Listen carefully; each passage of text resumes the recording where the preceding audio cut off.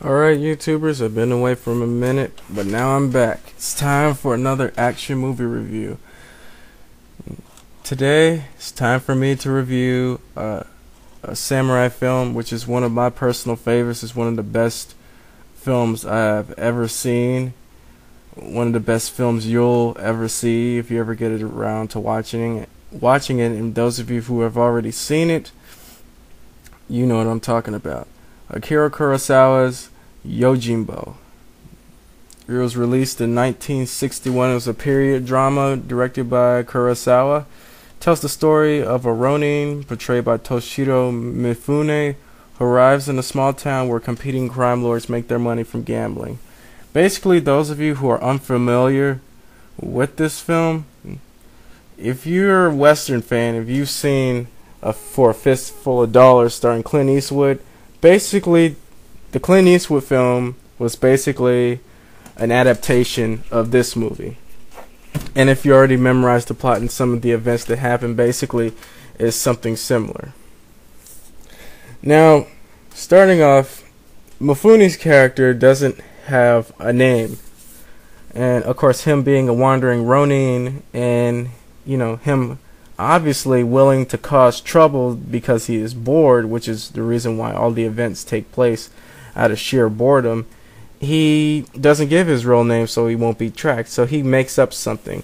What is known that was consistent in this film and the sequel, Sanjuro, is that hinting that his surname, or it could be really be Sanjuro, roughly translated it means 30-year-old, which according to the story, the character is somewhere in his 30s.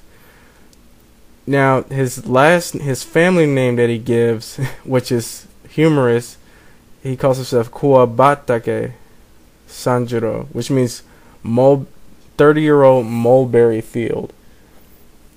Pretty much he names himself whatever he sees off in the distance, which is something that he repeats in the sequel film.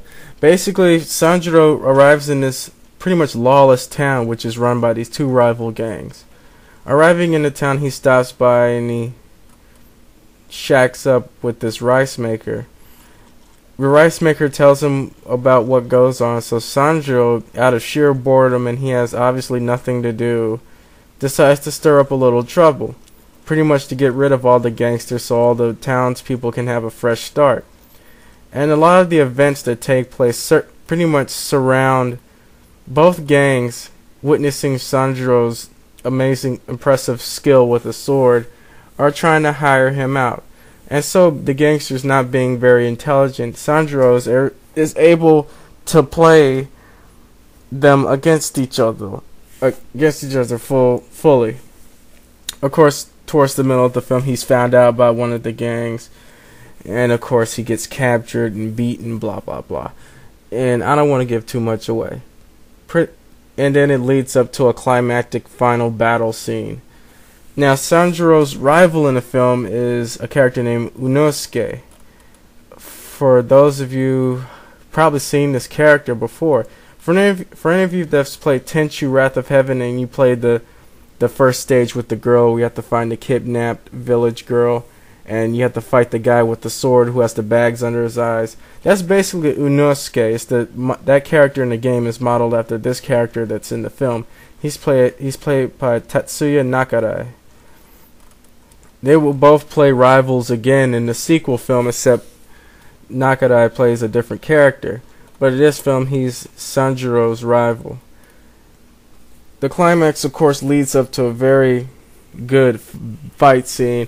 And there are many good battle scenes that are dispersed throughout the film as the plot advances. Overall, pretty much Kurosawa is very much influenced by westerns, as you can see in this movie. He was certainly a big fan of John Ford's films. When you watch this movie, it doesn't feel like any other Japanese film that you've seen before. It has a western feel to it, which is something I really like because I'm very familiar with westerns. This is actually one of the few Japanese-created samurai films that I've ever watched, and I have to say it was a very good introduction to Japanese cinema for me. I've always heard Kurosawa is a good director. The only thing I had seen before this was Seven Samurai, and I loved it. And now I love this film too. If I could rate this film, I would give it 5 stars. It's classic. I mean, it's classic. Toshiro Mifune is probably one of my all-time favorite actors because of this film.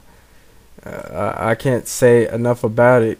If you haven't seen this film, go watch it. Rent it.